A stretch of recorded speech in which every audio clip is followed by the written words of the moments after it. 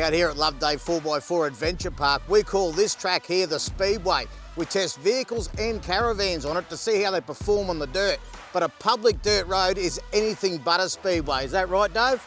Mate, you want to be driving safely out there and making sure you're reading that road surface ahead, as it can look smooth but can be difficult to read, so make sure you're driving well within your limits.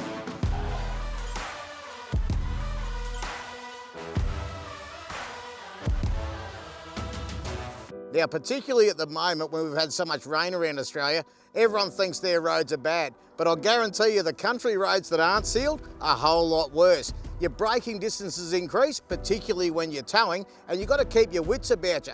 You get a little bit of corrugation on here in some corners and your control diminishes greatly. Look, sealed roads can be pretty rough too, but these surfaces are much harder to read and they can change with different weather conditions, wind. So even if you drove it a couple of months ago, just keep an eye on what's in front of you, because there's no guarantee that it's the same as last time. There is no rule book, you learn out here by experience. But generally, you'll gain experience by making mistakes. So if someone can give you some advice, take it. My advice is stick it in four-wheel drive. Everyone thinks it's cool to go out there in two-wheel drive and get the back hanging out. It just becomes dangerous.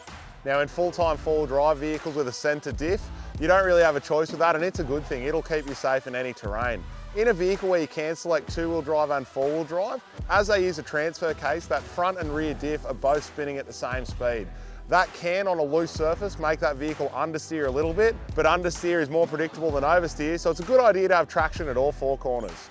You never know what's going to jump out in front of you out here. Could be wildlife, could be a washout or a massive pothole. And your stopping distance, as I said earlier, is greatly increased. Now it's important to make sure that whatever trailer braking system you've got on that trailer, you keep that adjusted on each surface. So as these surfaces change, fiddle around with what your brake control is to make sure that it will help you pull the vehicle up, but won't lock it up and get that fishtail going. You can plan as much as you want, but you never know what's going to happen. That's why it's important to take Dave and his team with you when you head out there. Even the most experienced drivers doing all the right things can be caught out at times, so if you do have trouble in the bush, it's a good idea to have insurance that goes there too.